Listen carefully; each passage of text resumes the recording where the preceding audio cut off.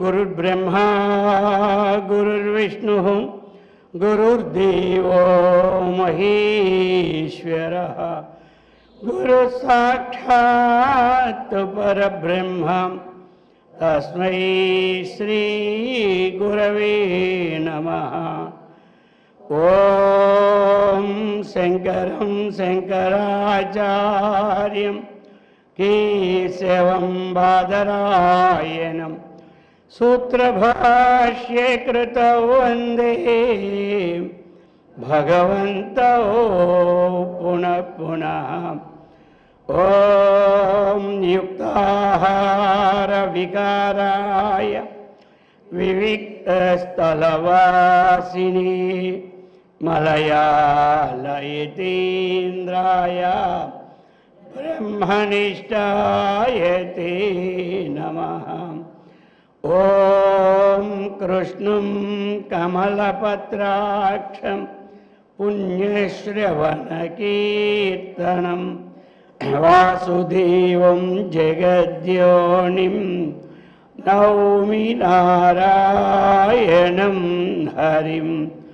ओम सर्वमंगलमांगल्ये शिवे सर्वार्थ शरण्ये त्र्यंबके गौरी नारायणि नमोस्तुते। ओम सहनाववतु सहनौ भुनक्तु सह वीर्यं करवावहै तेजस्विनावधीतमस्तु मा विद्विषावहै। ओम शांति हरि ओम तत्सत्। ओम हरे राम राम राम हरे हरे।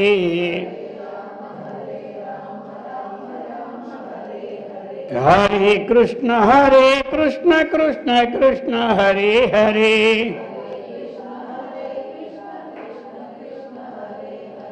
भस्माभिषेका महितकरा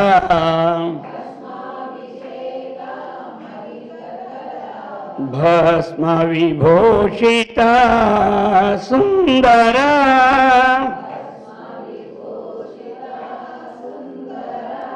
हर ओम भाला हलधरा हर ओम हे शिव शंकरा गिरिधर नगधर गौरी मनोहर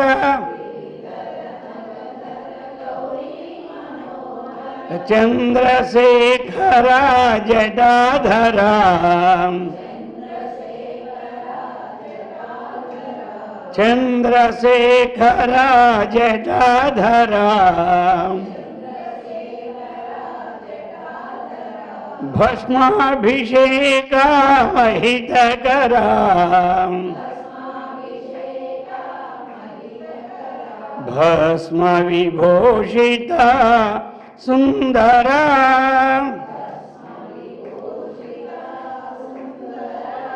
गोपाल कृष्ण भगवान की सद्गुरु महाराज की जगदम्बा माता की हर नम पार्वती पते हर हर।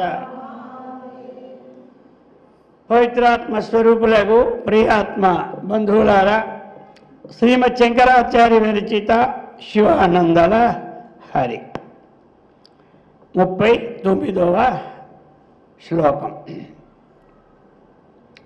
धर्मो में చతురంఘ్రికః సుచరితః పాప వినాశం గతః కామక్రోధమదాదయో విగలితః కాలః సుఖావిష్కృతః జ్ఞానానందమహోషధి సుఫలితా కైవల్యనాథే సదా మాన్యే మానసపుండరీకనగరే రాజావతంసే స్థితే ధర్మః మే చతురంఘ్రికః సుచరితః పాపం వినాశం గతం కామ క్రోధ మదాదయో విగలితాః కాలాః సుఖావిష్కృతః జ్ఞానానందమః ఓషధిః సుఫలితాః కైవల్యనాథే సదా మాన్యే మానసపుండరీకనగరే రాజావతంసే స్థితి. శివానంద లహరిలో చక్కగా భగవంతుని ఏ విధంగా మన హృదయంలో స్థాపించుకోవాలో, మన భావన మనోభావన ఎలా ఉండాలో అటువంటి సారామృతాన్ని వర్షింపజేస్తూ ఉన్నారు శంకరాచార్యులు వారు. అర్థమైంది కదా? అటుది ప్రతి ఒక్క శ్లోకంలో కూడా ఆ భగవంతుని చరణారవిందములు ఏ విధంగా మనం ఆశ్రయించాలి, ఆయన ద్వారా ఆ యొక్క జ్ఞానానందామృతాన్ని ఏ విధంగా మనం గ్రోలాలి అన్న విషయాన్ని ప్రతి శ్లోకంలో వేస్తూనే ఉన్నారు. అర్థమైంది కదా? ఇక ఈ దినం ఏం చెప్తున్నారు? రాజావతంసే, రాజావతంసే ఎలాగంటే నక్షత్రాణం రాజా చంద్ర.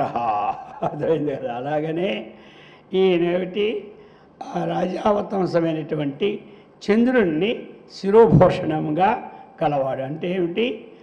రాజావతంసే, అటువంటి రాజశ్రేష్ఠుడు అన్నమాట. అది ఎవరైతే మనకి పూజింపదగిన వారిలో, సేవింపదగిన వారిలో, తెలుసుకోదగిన వారిలో ఏదుందో ఆ విషయానికి పేరేమిటి? రాజావతంస. అది అతడు రాజ్యశ్రేష్ఠుడు అన్నమాట.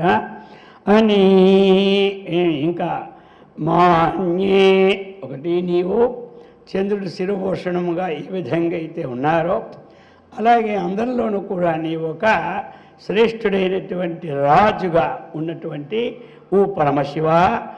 మాన్యే, ఇంకా ఎలాంటి వాడు? అందరి చేతన సర్వసమ్మతంగా అయినవాడు. ఇంకా ఎలాంటి వాడు? మాన్యే. మాన్యం అంటే ఏమిటి? పూజకు యోగ్యమైనటువంటి వాడు, సన్మానించడానికి యోగ్యమైనటువంటి వాడు, సేవ చేయుటకు యోగ్యమైనటువంటి వాడు. అటువంటి ఏమి సర్వపూజ్యుడైనటువంటి ఓ పరమశివ. ఇప్పుడు చెప్తూ ఉన్నారు ఈరోజు కూడా. కాబట్టి ఇక నా యొక్క మనస్సులో నువ్వు చక్కగా నివాసం చెయ్యు అని చెబుతున్నాడు. ఆ విధంగా చెప్పి మే మానస పుండరీకనగరే, నా యొక్క మానస పుండరీక నగరం. కాబట్టి నాది ఎలాంటిది? పుండరీకం. పుండరీకం అంటే చక్కనైనటువంటి ఆ కమలములు ఏ విధంగా ఉంటాయో ఆ విధమైనటువంటి నా మనస్సు హృదయ కమలం. అర్థమైంది కదా? నాది ఎలాంటిది? మానస పుండరీకం, హృదయ పుండరీకం. అలాగనే హృత్ పుండరీకే అంటారు. అలాగనే మానస పుండరీకే. ఇది నా నగరం. అర్థమైంది కదా? ఈ నగరము ఏమలాంటిదంటే ఏమి? ఇటువంటి కమలము ఏ విధమైన వికాసాన్ని పొందినటువంటిది చక్కగా ఉంటుందో మృదువుగా, అది గట్టిగా ఉండదు, అర్థమైంది కదా. అలాగా మృదువైనటువంటి నా మనస్సే నీకు నగరం, అది చెప్తున్నాడు. ఈ ప్రకారముగా ఇంకా నీవు ఎలాంటి వాడవై ఉండాలయ్యా నా దాంట్లో అంటే, కైవల్యనాథే, నీవు కేవల స్వరూపంలో ఉన్నటువంటి స్వరూపము, అటువంటి స్వరూపం నీది. కేవలస్య భావ కైవల్యం. అటువంటి ఈ కైవల్యానికి నీవెవడు? నాథుడు అన్నమాట. ఎన్నో కైవల్యాలు ఉంటాయి. తత్వజ్ఞానంతో కూడిన కైవల్యమే నిజమైన కైవల్యం. అటువంటి కైవల్యంలో అనేక రకాల ఒక్కొక్కరు ఒక దగ్గర తన్మయత్వం పొందుతూనే ఉంటాడు. చనిపోయేవాడికి కూడా ఏమంటారు? కైవల్యం నొందారు అంటారు. అర్థమైందా? వాడు పొందాడో లేదో దేవుడికి ఎరుక. కాబట్టి కైవల్యం ఇంకా మొత్తం కళ్ళు మూసుకొని నిద్రపోతే మొత్తం కైవల్యం అన్నమాట. అర్థమైందా? అందుచేత అలాగ కాకుండా కేవలస్యము ఆ భావములోనే సదా నివసించని ఆ భావస్వరూపమే అయినటువంటి ఓ కైవల్యనాథ, అటువంటి కైవల్యముతో కూడిన ప్రభు నీకెందుకు నేను పెట్టుకుంటున్నా అంటే నీ విశేషణము నాకు రావాలి. అర్థమైందా? అది నాకు సమన్వయం కావాలి. నేను అటువంటి నీ భావాన్ని నేను పొందాలి. అందుచేత ఈ మనస్సుననే నగరంలో నీవు కైవల్యనాథే, ఆ కైవల్యములతో కూడినటువంటి ప్రభువై ఉండాలి. ఇలా ఉండాలి. స్థితే, ఇందులో చక్కగా కైవల్యనాథే స్థితే, కైవల్యనాథుడువై ఉండాలి. ఉంటే అప్పుడు ఏమిటంటే మరి నాకు లాభం తెలుసా? చతురంగ్రిక, చతురంగ్రిక ధర్మ సుచరిత. అది ఏమిటంటే చతురంగ్రిక, అంగ్రి అంటే పాదములు అన్నమాట. అటువంటి ఆ చతురంగిక పాదములు అంటే 4 పాదములతో కూడినటువంటి ధర్మము. నీవు నా హృదయంలో నివసించావనుకో, అందుకనే ధర్మము ఏదో పాదం లోపమైనది అన్ని భావం రాదు. అర్థమైంది కదా. నా 4 పాదాలు, కొంతమంది అంటారు ఏమిటో ధర్మం 4 పాదాలు ఉన్నాయండి అంటే సంపూర్ణమైన ధర్మము ఎవరిలో ఉంటుందో వాళ్ళలో ఏముంటుంది?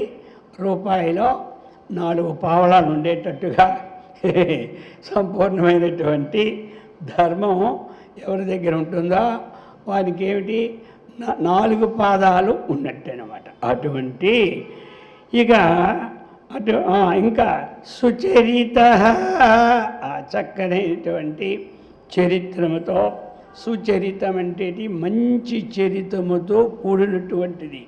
నీవు ఇక్కడ ఆ కైవల్య స్వరూపుడమైనటువంటి వాడవు. నా హృదయ పద్మములో నీవు స్థితుడై ఉండగా నీవు నివసించినట్లయితే, నేను పెట్టుకుంటే, నీవు ఉంటే ఇంకేమిటి నాకు? ఇంకేమీ ఉండదు. ఆ 4 పాదాలు ధర్మము నాలో నడుస్తూనే ఉంటుంది. ఇంకా దుశ్చరితం ఉండదు. దుశ్చరితం అంటే చెడ్డ చరిత్రం, సుచరితం అంటే ఏమిటి? మంచి చరిత్రం. ఇక ఏది నేను ఆలోచించినా నా చరిత్రం మంచిదిగానే ఉంటుంది. ఏ పని చేసినా నా చరిత్రం మంచిగానే ఉంటుంది. ఏది ఇచ్చినా మంచిగానే ఉంటుంది. ఏది పుచ్చుకున్నా మంచిగానే ఉంటుంది. క్రియలన్నీ కూడా సచ్చరిత్రముగా భాషిలుస్తూ ఉంటాయి. ఎందుకంటే మానవ జీవితంలో తెల్లవారు లేచి రాత్రికి మనం చేసే క్రియలు 100, 500, 1000 ఉంటూనే ఉంటుంటాయి. అవన్నీ ఎలాగ ఉండాలి అంటే ధర్మానికి ఆ యొక్క 4 పాదాలుగా ఉన్నట్టు, 4 పాదాలు సంపూర్ణంగా ఉన్నట్టు, సరిస్థితిగా ఉన్నట్టు అంటే అది ఎప్పుడు ఉంటుంది? నీవు నా హృదయంలో వచ్చినప్పుడు అవి చక్కగా ఉంటాయి. ఇంకా ఏమిటి? పాపం వినాశం గతం. ఇంకా పాపం, ఎందుకంటే ఆ పాపం అనేది ఉంటుంది. నీవు ఎలాంటి వాడవు? ఆ కైవల్య పదవి స్థితంలో ఉన్నవాడు కైవల్య నాథుడు. ఇంకా నీవు నా హృదయంలో ఉండి తర్వాత ఇంకా ఆ పాపాన్ని ఎక్కడుంటుంది? ఇంకా ఉండనే ఉండదు. ఏమి మనం ఎలాగైతే జ్ఞానాగ్ని సర్వకర్మాని అంటామో అటువంటి కేవల భావంతో నీ ఉండేటప్పుడు ఇంకా నాకేమోలు దాగుంటుంది అయ్యా పాపము? పాపమే ఉండదు. అటువంటి నీ యొక్క ఏమి సుఖాసీనంగా నువ్వు ఉన్నటువంటి స్వరూపం ఎలాంటిది అంటే ధర్మాన్ని చక్కగా ఆచరించినటువంటి మనస్సుగా అయిపోతుంది. మంచి చరిత్రగా చేసిన మనస్సు అయిపోతున్నది. పాపాన్ని బాగా ప్రక్షాళన చేసుకున్నది అయిపోతున్నది. ఇంకా ఎలాగా? కామక్రోధ మద ఆదయ, ఆది శబ్దం చేతి ఏది 6 తీసుకోవాలి మొత్తం. అర్థమైంది కదా? కామ క్రోధ మద ఆదయ. ఆదయ అంటే ఏంటి? కామము, క్రోధము, లోభము, మోహము, ఏమి మదము, మాత్సర్యము అన్నీ ఏమిటి? నీ గలిత అవన్నీ పోతాయి. ఆ సదాశివుడు ఆ యొక్క కైవల్య స్వరూపుడైనటువంటి వాడు ఎప్పుడున్నాడో లోపల ఇవైపోతాయి. నీ గలిత అవి మొత్తం నిశేషముగా గలిత పోతాయి. అందుచేత అందరికీ ఇవే కదా మనందరికీ కూడా పునరపి జనం పునరపి మరణానికి కారణం ఏమిటి? ఇవి మెయిన్. పాపం ఎలాగైనా పోతుంది, అర్థమైంది కదా? అది అనుభవిస్తే పోతుంది. ఇది అనుభవిస్తే పోయేది కాదు. ఇది అనుభవించిన కొలది దీంట్లో ఇంకా నైపుణ్యత పెరుగుతుంది అన్నమాట. ఏ పని చేసేవాడికి ఆ పనిలో ఏం కలుగుతుంది? నైపుణ్యం కలుగుతుంటుంది, అర్థమైంది కదా? ఇంకా అరిషడ్వర్గ నైపుణ్యం ఉన్నదనుకోండి, ఇంక అడిగామా?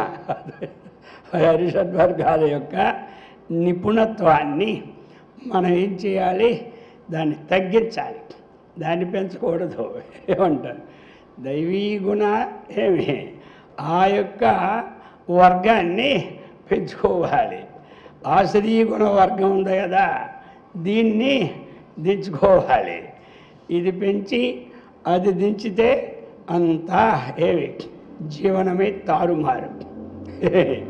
అటువంటి అది దించి ఇది పెంచే వాళ్ళ కోసమే అనేక జన్మ సంసిద్ధ తత్వయాతి పరాంగత్యం. అది పెంచి ఇది దించేవాడికి అస్మిన్ జన్మే సుఖావహం, అది అనమాట. అందుచేత అది చెప్తున్నారు. ఇవి ఏమంటే ఉన్నట్టు లేనట్టే ఉంటాయి. మళ్ళీ ఆగడికి వచ్చి పడిపోతుంటాయి. ఆగడికే ఇంకా ఏ కోరిక లేదనుకుంటామా, ఏదో ఒకటి వచ్చి పడుతుంటుంది. అర్థమైందా? అసలు కోపమే లేదనుకుంటామా, ఏదో ఒకటి వచ్చి పడుతుంటుంది. అసలు లోభమే లేదనుకుంటామా, ఏదో ఒకటి పడుతుంది. అలాగే కామక్రోధ లోభ మోహ ఆ మోహమే ఇదంతా చూస్తుంటే ఇంకేం మోహంలే అనుకుంటాం కదా. మళ్ళీ అది అలాగా సూర్యుడికి మేఘం ఆవరించేటట్టుగా ఈ అజ్ఞానమైన మోహం వచ్చేస్తూ ఉంటుంది. అలాగనే మోహం, మదం, మాత్సర్యం. అది మదం అంటే ఏమిటి? అంతా కూడా ఒక కేర్లెస్ అంటారు కదా, ఏ జాగ్రత్త ఉండదు. ఎందుకంటే తన మాటే కావాలి, తానే అంతా ప్రధానంగా ఉండాలి, తన మాటే సాగాలి, ఈ విధంగా అన్నమాట. దాంట్లోనే మరి కాస్త అహమృతిని కలుగచేసేదే మాత్సర్యం. ఈ రెండును యారున్నో అరిషడ్వర్గములు అని పేరు. అందుకు కామ క్రోధం మద ఆదయ అంటే కామ క్రోధ మద, లోభమోహ మదమాస అవి. ఇవి నిగలిత. ఇంకా ఏమిటి? ఇవి నిగలిత, ఇవి పోగొట్టుపోతాయి. ఇవి ఇంకా నేను నీ ఉన్నావంటే ఇవన్నీ పోతాయి. అర్థమైంది కదా? అర్థమైందా? అందుకని అక్కడ రమ్మంటూ ఆహ్వానం చేస్తున్నాడు. ఇక కాలా సుఖావిష్కృత. ఇక కాలం కూడా ఏమిటంటే కాలం అంటే మనకేమిటి? ఒక దినం అంటాం, 2 దినములు అంటాం, ఒక వారం అంటాం, ఒక పక్షం అంటాం, ఒక మాసం అంటాం, ఒక నెల అంటాం. ఒక దక్షిణాయనం అంటాం, ఒక ఉత్తరాయణం అంటాం, ఒక సంవత్సరం అంటాం, ఒక పుష్కరం అంటే ఇవన్నీ కాలాన్ని సూచించినటువంటివి అనమాట. కాలాహ ఇవి ఏమి సుఖావిష్కృత, అన్ని కాలాలు కూడా ఏ కాలమైనా సుఖాన్నే ప్రకటింపజేస్తుంది. అది అనమాట. మనకిప్పుడు శీతాకాలం వచ్చే దుఃఖం కానీ, వేసవికాలం వచ్చిందని ఏమి దుఃఖం కానీ, వర్షాకాలం వచ్చిందని దుఃఖం కానీ లేకుండా అన్ని కాలాలలోనూ సుఖ ఆవిష్కృత. అన్ని కాలాలు లేటు మనకి ఏం ఆవిష్కరణ చేసుకుంటాం? సుఖాన్ని ఆవిష్కరణ చేసుకుంటాం, గ్రంథాన్ని ఆవిష్కరణ చేసుకుంటూ ఉన్నాం, ఇంకో దాన్ని ఆవిష్కరణ చేసుకుంటున్నాం. ఇప్పుడు మనం ఏమిటి అన్ని కాలాల్లోనూ కూడా సుఖాన్ని ఆవిష్కరణ చేసుకుంటూ ఉన్నాం. అదైంది కదా. దుఃఖావిష్కరణం కష్టం కానీ సుఖావిష్కరణం ఏమిటి? ఇది సుఖమన్నమాట. కాబట్టి విద్యాప్రకాశం స్వామి ఒక చిన్న చెప్పేవారు. ఒక గురువుగారి దగ్గర శిష్యుడు ఉన్నాడట. ఇక గురువుగారు తెల్లవారు లేచి 8 గంటల ఎంత బయటకు వస్తారు దానం పానం చేసుకొని. వచ్చేసరికి ఏమైపోయిందంటే మొత్తం ఆశ్రమం అంతా ఆంచి పుష్పాలతో డెకరేషన్లు ఉన్నాయి. ఏమిట్రా డెకరేషన్ ఎంత బాగా చేశాడు, ఏమిటి ఈరోజు ఏమైనా మనకి నేను కూడా చూసుకోలేదే, మన పుస్తకం ఏమైనా ఈవేళ వార్షికోత్సవం ఉందా లేకపోతే ఏముందా అని గురువుగారికి మతిపోతుంది. అర్థమైంది కదా. శిష్యురా ఇలా రా అన్నాడు. ఏమిట్రా ఇదంటే అంటే నేను శతజయంతి ఉత్సవం చేస్తున్నాను స్వామీజీ అన్నాడు. ఏమిట్రా శతజయంతి? మనం ఆశ్రమం పెట్టి ఇంకా శతజయంతి అవ్వలేదు కానీ 100 సంవత్సరాలంటే. కాదు నేను నిన్నటికి 100 తప్పులు పూర్తి అయినాయి. అర్థమైంది. నిన్నటికి నేను మొదలుపెట్టి 100 తప్పులు పూర్తి అయిపోయింది, అందుకే ఈరోజు శతజయంతి చేస్తున్నాడు అన్నాడు. ఒరే నీ ముఖం సాధకెళ్ళ, ఇదేం ఆవిష్కరణ? శతజయంతి ఆవిష్కరణ. అర్థమైంది కదా. తప్పులు చేస్తే శతజయంతి, ఏదో ఒక ఆశ్రమం కట్టే 10 ఏళ్ళు అయితే అర్థమైందే. ఏదో మనిషికి ఏదైనా ఉంటే నువ్వు మంచి లోకాన్ని చేసి 100 సంవత్సరాలు చేశాను శతజయంతి చేయాలి కానీ ఈ తప్పులు చేసిన శతజయంతి ఏం తెలియ తక్కువ వాడారా? ఎన్నాళ్ళు లాస్ట్ నుండి ఏమి నేర్చుకున్నారా అంటే మీరు అప్పుడప్పుడు చెప్తుంటారు కదా, 100 ఏళ్ళు అయితే శతజయంతి చేయాలి, 50 ఏళ్ళు అయితే స్వర్ణోత్సవాలు చేయాలి, 75 అయితే డైమండ్ జూబ్లీ చేయాలి, 25 అయితే ఏమి సిల్వర్ జూబ్లీ చేయాలి, ఇవన్నీ చెప్తుంటారు కదా. అది విని నేను ఇంకెందుకు మిమ్మల్ని అడగడం, రాత్రి పనులను తెప్పించేసి మొత్తం చేసాను స్వామి ఏమంటారు. అందుచేత ఈ ఆవిష్కరణ కాకుండా మనకేమిటి ఏ కాలం కానీ అది 25 కానీ 50 కానీ 100 కానీ 1 కానీ 2 కానీ 3 కానీ అవే సుఖావిష్కృత. ఇంకా అయ్యా జ్ఞానానంద మహౌషధి. ఇక ఔషధి అన్నమాట. అర్థమైంది కదా. శరీరానికి ఔషధులు అనేక రకాలు ఉన్నాయి. అలాగనే ఈ యొక్క మనస్సుకు ఔషధులు అనేక రకాలు ఉన్నాయి. అందులో ఈ యొక్క బుద్ధికి ఔషధులు అనేక రకాలు. కాబట్టి ఏం ఔషధులు అంటే జ్ఞానానంద మహౌషధి. ఇంకా ఏమిటి? జ్ఞానాన్ని, దానికి సంబంధమైనటువంటి సాధనని, దానికి తగినటువంటి ఏమి విచారణాన్ని అన్నటువంటి మహా ఔషధి అయ్యా, సిద్ధ సాధనమైన ఔషధి. అది ఏమిటంటే ఇక్కడ ఎల్లప్పుడూ జ్ఞానానంద అంటే జ్ఞాన సాధనకి యోగ్యమైనటువంటి విచారణ, గ్రంథ పఠన పాఠనాదులు అన్నీ ఏమి వీటి ద్వారాగా ఔషధి సిద్ధి. భవరోగ నివారణకి ఔషధి అనేది సిద్ధి, సాధనమైన ఔషధి. అది ఎలాంటిది? అది సదా ఎల్లవేళలను ఏమి ఎల్లవేళలను ఏ కాలంలోనైనా సరే అన్నీ భూతం భవిష్యత్తు వర్తమానం కానీ అలాగే సంవత్సరాలు కానీ దివసాలు కానీ సదా సుఫలిత. అదేమవుతుంది? ఆ జ్ఞానం అనే సాధన అనేది మంచి ఫలితాన్ని భవతి అవుతున్నది. ఇవన్నీ ఎప్పుడవుతున్నాయి నాకు? ఇప్పుడు ఈ చెప్పినవన్నీ ఆయనకి ఏమిటంటే ఆ మనస్సు 4 పాదాలతో ధర్మం నడిచినట్టు కావాలి, ఫస్ట్ పాయింట్. అలాగనే ఏమిటి మరి? పాపాన్ని వినాశం పొందినది కావాలి. ఏది? మన మనస్సు. ఇంకా మనస్సులో మనకేమిటి అంటే కామక్రోధ లోభ మోహ మదమాసమనే అరిషడ్వర్గ ఇవి వీటిని నిగలిత, ఈ మనస్సులు ఇవి తొలగిపోవాలి. అర్థమైంది కదా? అది ఇంకా ఇవన్నీ ఎప్పుడు తొలుగుతాయి? దానికి తగిన వాడు ఉన్నప్పుడే తొలుగుతాయి, లేనప్పుడు తొలగవు. అలాగని ఏ కాలమైనా కూడా సుఖంగా ఉండాలి. మనకి కాలం అంటే అన్ని రకాలు అన్నమాట. వస్తువు ఉండే కాలం, వస్తువు లేనే కాలం. అర్థమైంది కదా? అన్ని రకాలు. ఆ కాలం అంటే అన్ని రకాలుగా. ఇక అటువంటి జ్ఞానానంద మహౌషధి ఎల్లవాళ్ళు కూడా చక్కగా ఫలించినటువంటిది అవుతున్నది. ఎప్పుడు ఇవన్నీ కలుగుతాయంటే నా యొక్క మానస పుండరీక నగరి కైవల్యనాథే స్థితే సతీ. నా యొక్క మనస్సు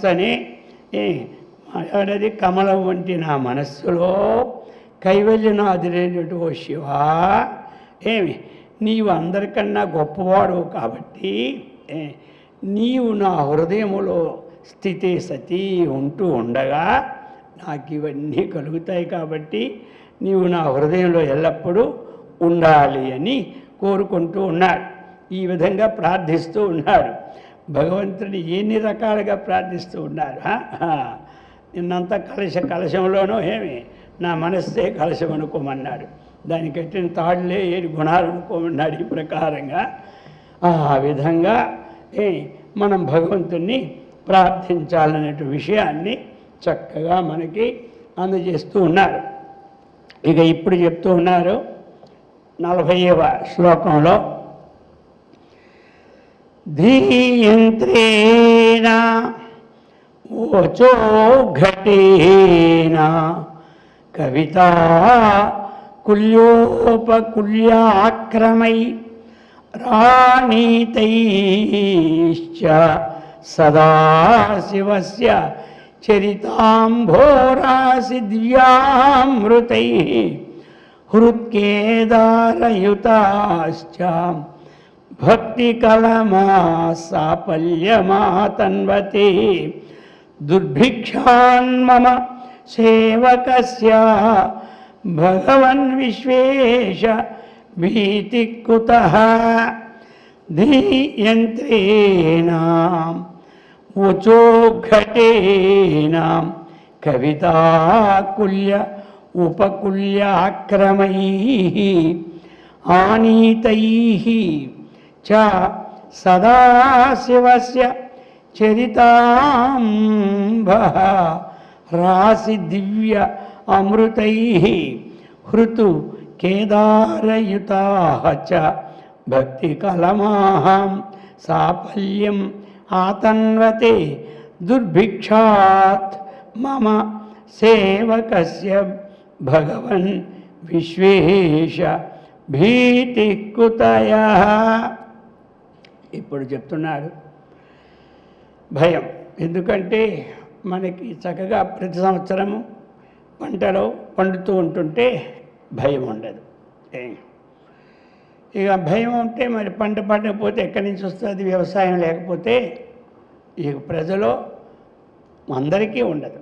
పొలాలు లేని వాడికి ఉన్నవాడికి అందరికీ దుర్భిక్షమే. అర్థమైంది కదా? పంటలు పండినప్పుడే మనం పంట చేయకపోయినా పంటలు పండినా అంటే ఎక్కడో దగ్గర అది సరఫరా అవుతూ ఉంటుంది. అలాగే మనకు కూడా పంట పండిందంటే క్షేమంగా దుర్భిక్షం లేకుండా ఉంటుంది. మరి ఎండిపోయి పంటలు పండకపోతే ఏమైపోతాం? అన్ని కష్టాలకి మనం లోనైపోయి భయాన్ని పుడుతుందన్నమాట. అర్థమైంది కదా? మరి ఆకలికి అన్నీ ఉండాలి కదా. వాళ్ళు పంటలే పండకపోతే ఇంకేముంటాయి? మొత్తం ఇలాగా ఆ ఆకలి దుర్భిక్షం, ఇక దాంతో పాటు అన్ని దుర్భిక్షాలే. మొదటేమో ఆకలి, ఇది ఉండాలి. ఇది బాగా కడుపు నిండిన తర్వాత ఏదైనా ఏమి తగ్గిన వేషాలన్నీ అర్థమైంది కదా. ఇది కడుపు మాడిపోతే ఇంకే వేషం లేదు, భాష లేదు, అంతా గోవిందా. భాషలన్నీ బాగుండాలంటే కడుపు రామ్ రామ్ అనుకుంటా ఉండాలి. ఇది మెయిన్ అనమాట. ఎప్పుడైతే ఇదో లేదో అప్పుడు ఏమైపోతే భయం పుట్టిస్తుంది మానవుడికి. పంట పండిందంటే భయం ఉండదు. అందుచేత ఇక నా పంట పండించమని, భయం లేకుండా చేయమని కోరుకుంటూ ఉన్నారు ఇందులోను. ఆ విధంగా ఏమి మరి పంట పండాలి ఏంటి, ఇప్పుడంటే ఇవన్నీ వచ్చేసాయి. ఏమి ఆ కాలంలో ఈ మోటార్లు ఏమీ లేవు. ఏమి 2000 సంవత్సరాల కిందట మోటార్లు లేవు, కరెంటు లేవు. ఇవన్నీ ఆనాడు ఎక్కడున్నాయి, లేనే లేవు. అర్థమైంది కదా. ఇవన్నీ వచ్చి ఈ మధ్యన కదా వచ్చినాయి. కరెంట్లన్నీ ఎప్పుడు వచ్చినాయి. అది మనకు వచ్చిన కరెంట్లు వచ్చినా 100 ఏళ్ళ ముందు కరెంటే మనకి ఎక్కడున్నాయి, దీపాలు ఎక్కడో ఉన్నాయి, మనకేమి లేవా సాధారణంగా. అందుచేత అప్పటికి ఉన్నటువంటి విశేషణాలతో ఆచార్యుల వారు రాసి ఉన్నారన్నమాట. అలాగా హే భగవన్ విశ్వేశ, అది సంబోధన పడుతున్నారు. హే భగవన్, షడ్గుణేశ్వర్య సంపన్నుడి భగవంతుడా.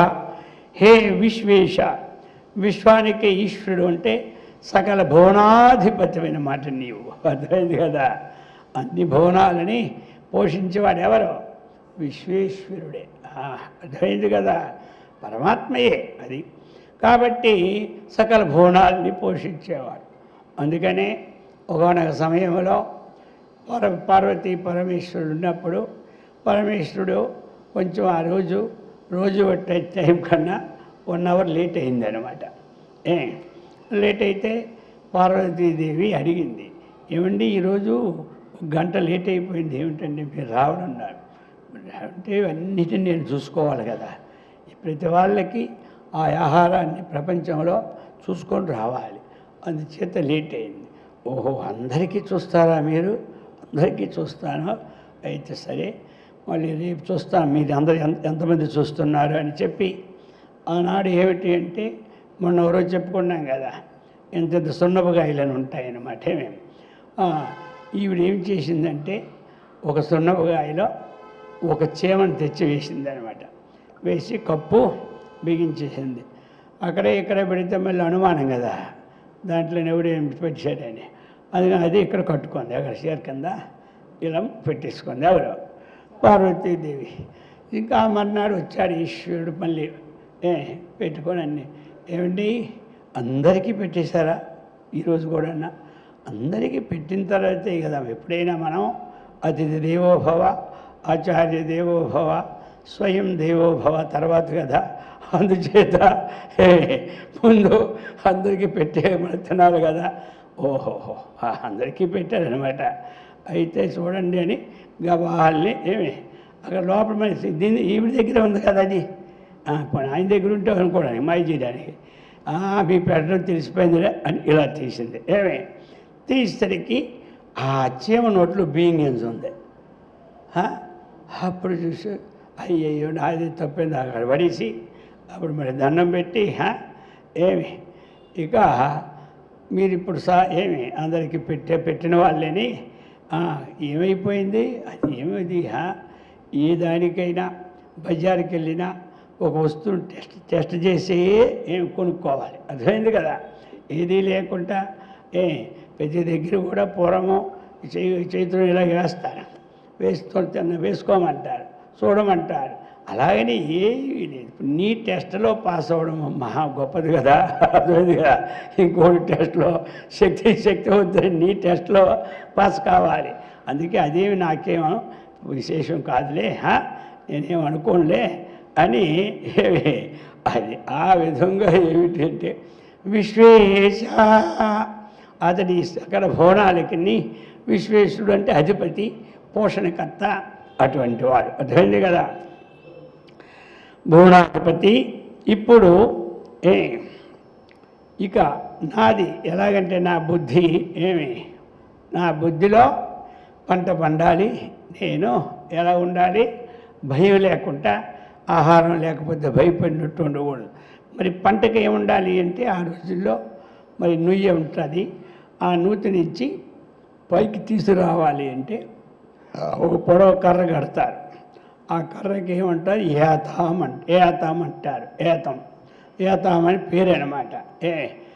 దానికి చివరికి ఏమో తాడు కట్టి దానికి ఒక బాల్టీ ఇనపతో ఏదో బొక్కిన కొండో పెడతారు.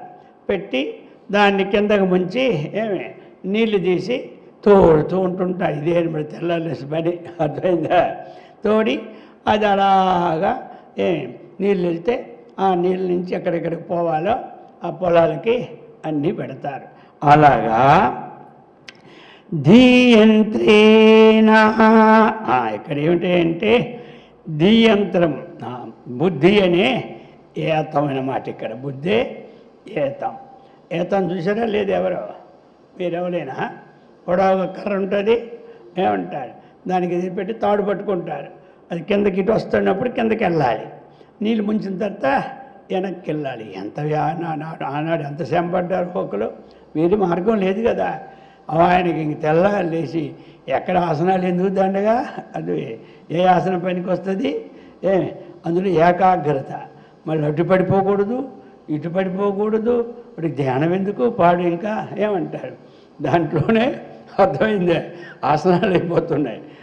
కాస్త అటు చూసుకొని పడ్డా మాత్రం నూతులు పడిపోతాడు దెబ్బకి, అర్థమైందా? ఆ బ్యాలెన్స్ మునిగేసేకల్లా మళ్ళీ వెనక్కి రావాలి, అర్థమైంది కదా? మళ్ళీ ముందుకు వెళ్ళాలి.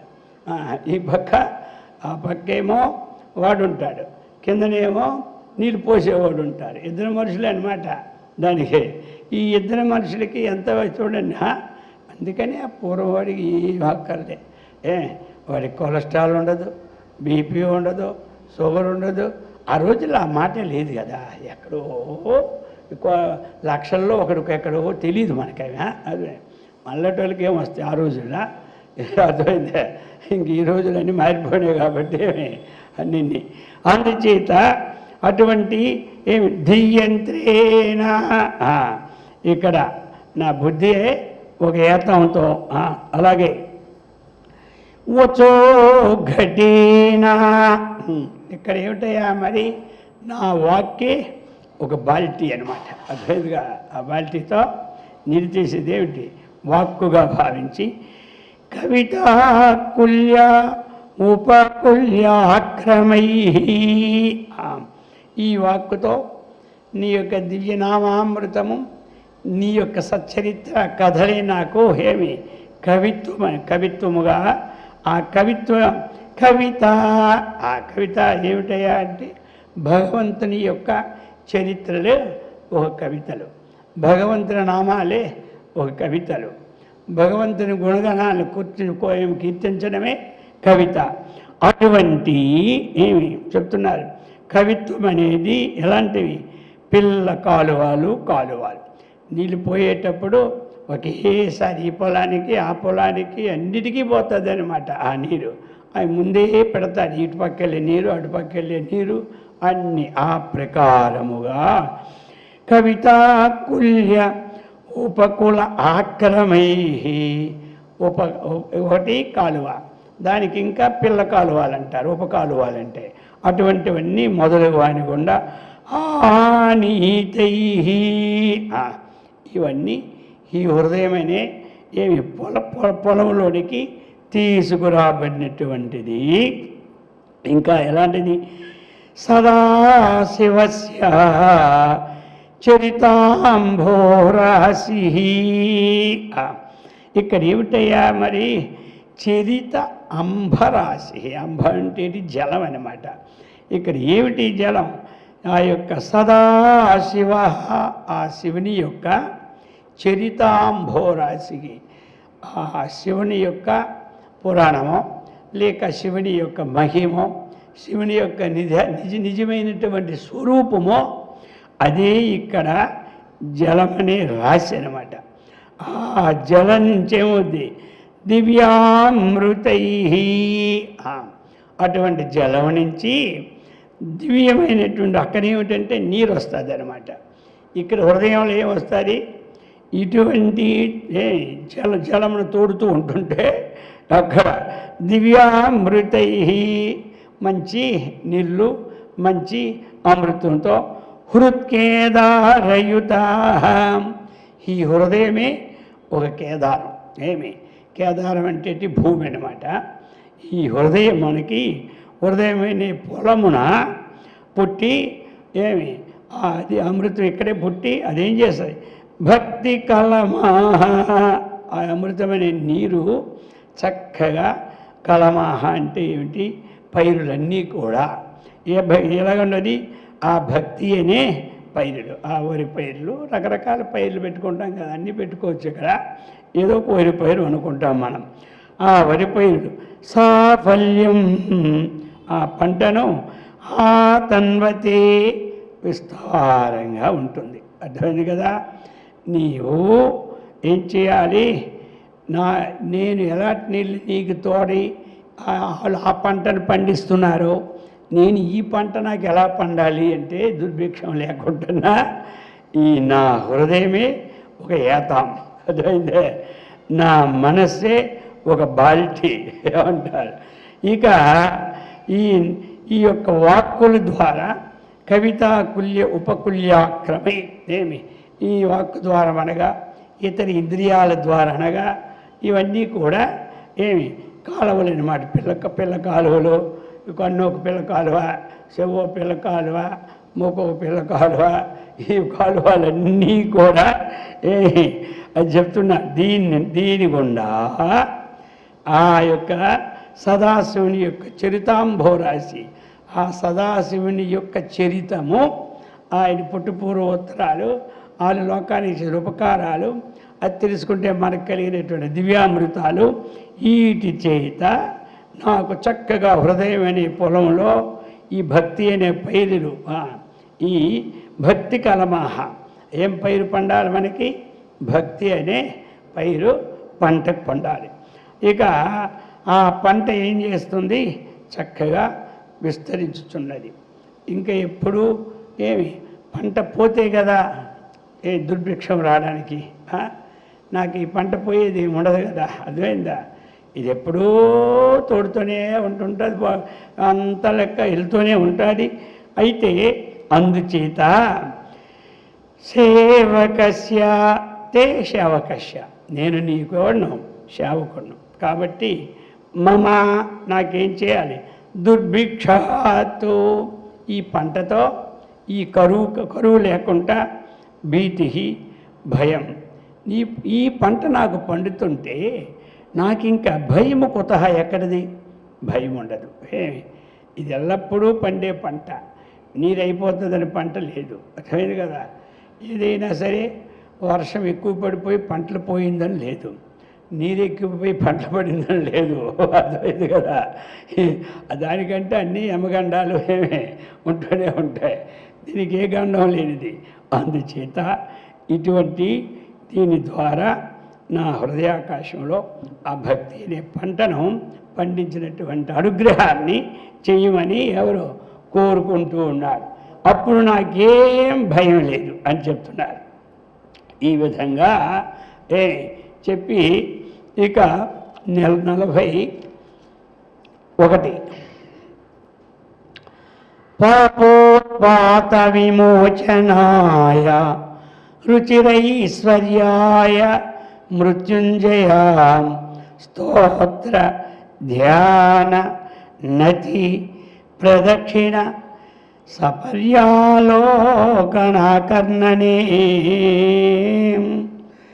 జిహ్వా చిత్తశిరోంఘ్రి హస్తనయన శ్రోత్రైః అహం ప్రార్థితః మామాజ్ఞాపయ తన్నిరూపయ ముహుర్మామేవ చ పాప ఉత్పాత విమోచనాయ రుచిః ఐశ్వర్యాయ మృత్యుంజయ స్తోత్ర ధ్యాన నతి ప్రదక్షిణ సపర్యాలోకణా కర్ణనే కర్ణనే జిహ్వా చిత్తశిరః అంగ్రీ హస్త నయన శ్రోత్రైః అహం ప్రార్థితః మాం ఆజ్ఞాపయ తతో నిరూపయ ముహుః మాం ఏవ మామే అవచః చెప్తూ ఉన్నారు. ఇప్పుడు ఈ ప్రకారముగా ముహే మృత్యుంజయ, ఇది సంబోధన. హే మృత్యుంజయ, మృత్యుం జయితీతి మృత్యుంజయ. కాబట్టి అసలు మృత్యు ఉంటే కదా జయించడానికి, అర్థమైంది కదా. ఇంకో ప్లాన్ చేసుకుంటే మృత్యు ఉంటే జయించడానికి, కాబట్టే ఆయనకి మృత్యువే లేదు ఇంకా. ఆయన అందుకే ఆయన మృత్యుంజయుడు ఎల్లప్పుడూ అన్నమాట. అలాగనే మరి మనం ఈ జన్మలో ఏం కావాలందరము మృత్యువుని జయించాలి, అది అన్నమాట. ప్రతి భగవంతునికి విశేషణాలన్నీ మనకు రావాలి. వచ్చినప్పుడే కదా నీవే నేను, నేనే నీవు, అర్థమైంది కదా. కొన్నేమో వచ్చి కొన్ని రాకపోతే ఇద్దరు కలయికి ఎలాగ సెటిల్ అవుద్ది, అక్కడ కష్టం కదా. ఇద్దరు ఒకటే రాబడి ఇద్దరు పంచుకోవడంలో సమానంగా ఉంటే ఏ తగాదాలు ఉండవు, అర్థమైందా. ఇంకా అందులో రాబడి తక్కువ, ఇద్దరు ఖర్చులు ఎక్కువ, ఇద్దరు రాబడి ఇద్దరికి ఐక్యం కుదరదు. అందుచేత అటువంటి ఇప్పుడు మృత్యుంజయం కావాలంటే మృత్యుని జయించాలి అంటే నాణ్యపంథ, ఇంకొక మార్గమే లేదు. తను తాను తెలుసుకోవడమే అప్పుడు మృత్యువుని మనం జయించినట్టు, అర్థమైంది కదా. అంతవరకు ఇక మనము లోకాన్ని జయించడమే కానీ తన్ను తాను జయించుకోవడం అవ్వదు. మృత్యుంజయం ఎప్పుడవుతా మనం ఈ జన్మలోనే మృత్యుంజయత్వాన్ని పొందాలి. అటువంటి వారి పరమేశ్వరుడు కాబట్టి హే మృత్యుంజయ. అయితే ఏమిటి ప్రార్థిస్తున్నాను నీకు, దేనికోసం తెలుసా? ఒకటి పాప ఉత్పాత విమోచనాయ. ఈ యొక్క పాపము అలాగని ఉత్పాతం అన్నీ రకరకాలు ఉంటాయి, ఉత్పాతాలు ఎన్నో వస్తూ ఉంటుంటాయి. అలాంటి పాపాలు ఎన్నో వస్తూ ఉంటుంటాయి. ఆ మూలం పాపం, ఉత్పాతం కలగడానికి ఏమిటి? పాపమే కారణం. అందుచేత అటువంటి పాప ఉత్పాతాన్ని ఏం చేయాలి? విమోచనాయ అని వాళ్ళంటానికి విమోచన చేసినటువంటి వాడు. నాకు కూడా నీవు ఎలాంటి వాడవు? పాప ఉత్పాతాలకి నీ దగ్గరికి ఏమీ లేవు, చక్కగా నీవన్నిటినీ నష్టం చేసేవాడు. దాన్ని విమోచనం, మోచనం అంటే లేకుండా చేయడం, విమోచనం అంటే పూర్తిగా లేకుండా చేయడం. అందుచేత అటువంటి దాన్ని నాకు కూడా నా హృదయంలో కూడా ఏ పాపమో లేకుండా చేయమని ప్రార్థన అన్నమాట. ఇంకా రుచి ఐశ్వర్యాయ. ఇక్కడ ఏమిటంటే మరి ఎలాంటిది నాకు ఇవ్వాలి? ఇప్పుడు రుచి అంటే ఇష్టమైనటువంటి ఐశ్వర్యం. ఐశ్వర్యంలో అన్నీ ఉన్నాయి. ఐశ్వర్యంలో అన్నీ ఉన్నాయి అన్నమాట. అన్నీ ఉంటేనే ఐశ్వర్యం, అర్థమైంది కదా. ఇప్పుడు షడ్గుణ ఐశ్వర్య సంపన్నుడు, మరి ఐశ్వర్యంలో ఏమి లేవు చెప్పు? కీర్తి ఉంది, సుఖము ఉంది, అలాగనే లక్ష్మి ఉంది, జ్ఞానము ఉంది, అలాగనే మనకి వైరాగ్యము ఉన్నాయి. అయితే నాకేమిటి ఇష్టమో అటువంటి దాని కొరకు నీకు నేను చరణ పెడుతున్నాను. రుచి రుచిరైశ్వర్యాయ. ఇక రెండిటికి, ఒకటి పాపం పోవడానికి, రెండు నాకు రుచి అయినటువంటి ఐశ్వర్యం ఏమిటి? కైవల్య ప్రాప్తి కలగడానికి. ఈ రెండింటి కోసం నేనేం చేస్తున్నాను ఇప్పుడు? అలాగా నిన్ను అని మనం అధ్యాహారం వస్తుంది కాబట్టి చేసుకొని నిన్ను స్తోత్రం. నేను చేస్తున్నటువంటి స్తోత్రం దేనికోసం తెలుసా? అర్థమైంది కదా. పాపం పోవాలి, ఇటువంటి ఆ మహదైశ్వర్యమైన విజ్ఞానం నాకు రావాలి. దానికోసమే స్తోత్రం. నేను ఏది చేసినా స్తోత్రము దానికోసమే.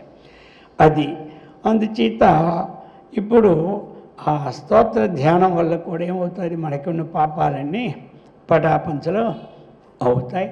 క్రమంగా ఏమవుతుంది, మనకి వాటి విచారణ శక్తి వస్తుంది. అలాగనే ధ్యానం, రెండోది ఏమిటి, ధ్యానం. ధ్యానం చేస్తారు, మెడిటేషన్ కూడా. ఈ మెడిటేషన్ వల్ల ఏమైపోతుంది, మనకి పాపం అంతా పోతుంది. అర్థమైంది కదా.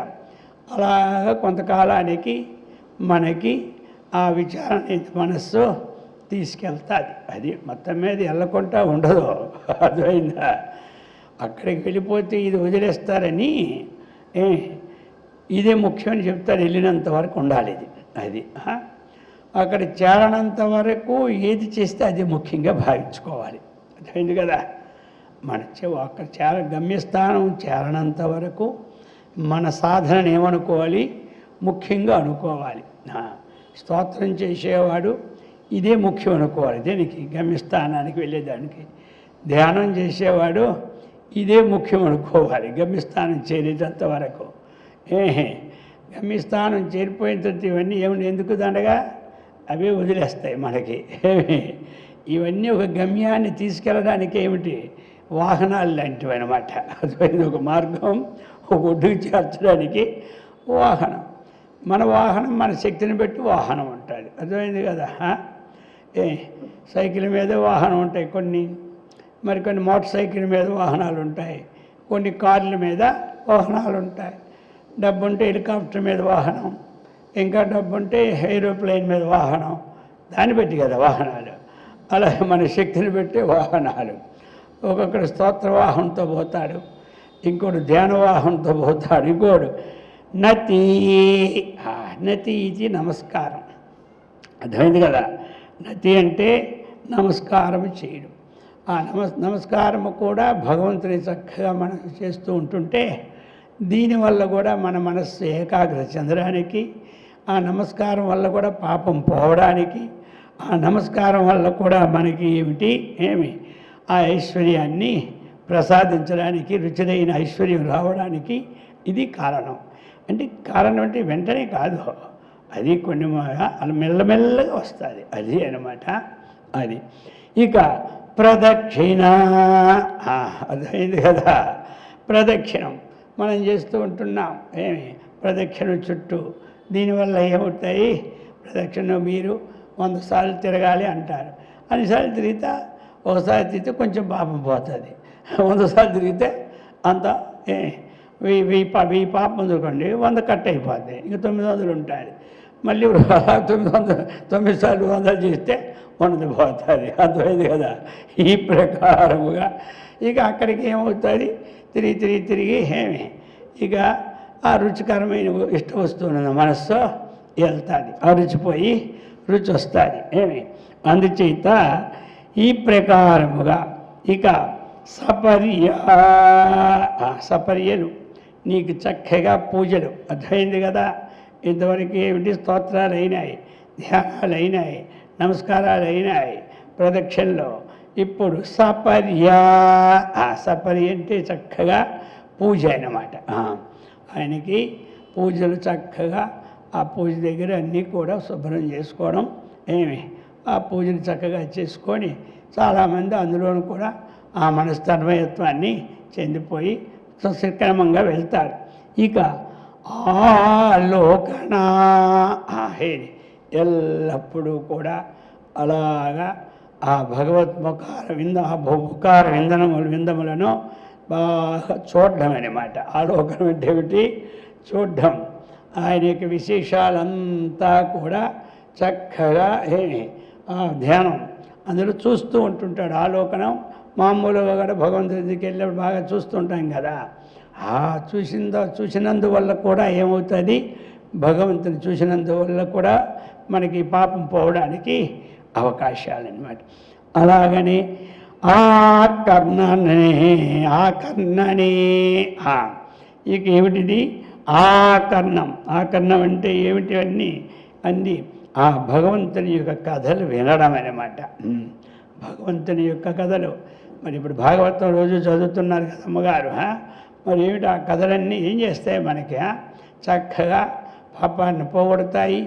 ఆ రుచికరమైనటువంటి ఐశ్వర్యప్రదమైన ఆత్మజ్ఞానం కలగడానికి హేతువులు అవుతాయి భగవత్ కథలన్నీ. అది అందుచేత ఆకర్ణనే ఈ ప్రకారముగా ఈ విధముగా ఏమిటి? జిహ్వా చిత్తం శిరః అంఘ్రి హస్త నయన శ్రోత్రైః వీటికి ఇవన్నీ అవసరం. అర్థమైంది కదా? స్తోత్రం చదవాలంటే జిహ్వ ఉండాలి. నాలుక లేకపోతే ఇంకేం స్తోత్రం చదవగలమా? నాలుక లేడు మాట్లాడలేడు, స్తోత్రం చదువుతాడు. అందుచేత నాకు ఆ జిహ్వ కూడా చక్కగా ఉండేటట్టు ప్రసాదించు. అర్థమైందా? ఎందుకంటే ఎప్పుడూ నీ కీర్తనలు నేను పాడుకోవాలి కదా, అందుకు చెప్తున్నాడు. ధ్యానం చిత్తం, ఆ ధ్యానం బాగా జరగాలంటే చిత్తము ఏకాగ్రతగా అయినట్టు ప్రసాదించు. శిరః నీకు నమస్కారం చేయాలంటే వంగి నా శిరస్సు కూడా చక్కగా ఆ నమస్కారం చేయడానికి వినియోగించు. చిత్తమేమో ధ్యానం చేయడానికి వినియోగించు. జీవకేమో ప్రార్థిస్తున్నాడు, నాకు ప్రసాదించయ్యా. అర్థమైంది కదా? ఈ జక్వా స్తోత్రాలు చేయడానికి ప్రసాదించు. కాబట్టి చిత్తము ధ్యానం చేయడానికి ప్రసాదించు. శిరః నతి అంటే నమస్కారం చేయడానికి ప్రసాదించు. అంఘ్రీ అర్థమైంది కదా? ఈ పాదాలు ఉంటే కదా ప్రదక్షిణ చేయగలం. పాదాలు లేకపోతే ప్రదక్షిణ చేయగలమా? అలాగే శిరస్సు లేకపోతే నమస్కారం చేయగలమా? అందుకే కొడుతున్నాడు ఉండాలని. హస్త ఈ చేతులతో చక్కగా నీ యొక్క సేవ చేసుకోవాలి, నీ పూజలు చేసుకోవాలి. అందుకని నాకేమిటంటే హస్తాలు మంచిగా ఉండేట్టు ప్రసాదించు. ఆలోకనం నయనం, ఆ పైన ఏమి ఇచ్చాడో లిస్టు, ఆ లిస్టుకి కింద అన్నీ ఇచ్చాడనమాట. అర్థమైంది కదా? ఇక నయనం, ఎందుకంటే ఆలోకనం నేను చూడాలి. అది చూస్తే కదా నేను నీ యొక్క ఆ చూపుతోనే నా పాపం పోగొట్టుకోవాలి కదా. అందుచేత ఇంకా ఏమిటి? శ్రోత్రై ఆకర్ణనే. నేను చక్కగా మరి చెవుడైపోతే నేను వినగలనా? చెవుడైపోతే నేను వినగలనా? వినలేను నీ యొక్క కథలు. అలాగనే మరి ఏమంటారు? కళ్ళు లేకపోతే నీ రూపం చూడగలనా? చూడలేను. చేతులు సరిలేకపోతే నీకు పూజ చేయగలనా? చేయలేను. కాళ్ళు సరిలేకపోతే నీకు ప్రదక్షిణ నేను చేయగలనా? చేయలేను. అలాగనే చెప్తున్నాడు, సరైనటువంటి నాకు ఆ శిరస్సు లేకపోతే నీకు నమస్కారం చేయగలనా? నీ పాదాలు ఎందు చేయలేను. చిత్తం నాకు సరిలేకపోతే నీకు ధ్యానం చేయగలనా? చేయలేను. జిహ్వ ఆ వాక్కు సరిలేకపోతే నీకు స్తోత్రం చేయగలనా? చేయలేను. అందుచేత భగవంతుని మనమే కోరుకోవాలి, తప్పేం లేదు.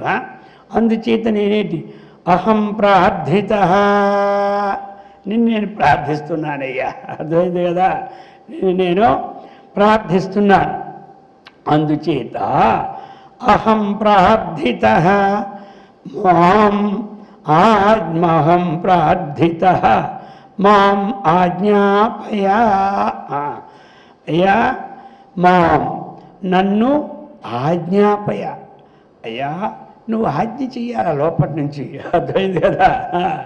నీ ఆజ్ఞ నాకు కావాలి. ఏ పని చేయాలన్నా ఏముండాలి? నీ ఆజ్ఞ ఉండాలి. శివుడు ఆజ్ఞ లేనిదే చేమైనా కుట్టదంటారు కదయ్యా. నీ ఆజ్ఞ నాకు ఉండద్దా? నీ ఆజ్ఞ ఉంటే నా జఖవానికి ఆజ్ఞయు స్తోత్రం చదవడానికి, చిత్తానికి ఆజ్ఞయు ధ్యానానికి, శిరస్సుకి ఆజ్ఞ చెయ్యు, నది నమస్కారం చేయమని ఆజ్ఞ పెట్టాలి. అంగిరి ఆ పాదానికి ప్రదక్షిణ పెట్టాలి, హస్తాలకి సేవ పెట్టాలి, నయనానికి ఆలోకన పెట్టాలి. కాబట్టి స్తోత్రానికి నీ కథలు విన్నటువంటి ఉండాలి. అందుచేత మాం ఆజ్ఞాపయ. ఇంకా ఏమిటి? తన్ నిరూపయ. నీవు నిరూపించాలి. ఇలా చేయాలి, ఇలా ఉండాలి, ఈ నిరూపణ చేయాలి నాకు. అది చెప్తున్నారన్నమాట. చెప్పి ఎలాగంటే అది ముహుహు, అదేంటంటే ఎప్పుడో చేసినట్టు కాదు, మాటి మాటికి ఈ విషయాల్లో నేను ఉండేటట్టుగా నీవేం చేయాలి? ఆజ్ఞ ఉండాలి, నీ ఆజ్ఞ మాకు ఉండాలి. అందుచేత ఈ ప్రకారముగా ఏమి ఇక్కడ నిరూపయ అంటే ఏమిటి అంటే, ఇప్పుడు అంటారు కదా, ఏదైనా పనిలో ప్రేరేపణ చేయాలి. ఓ పనిలో ప్రేరేపణ కాబట్టి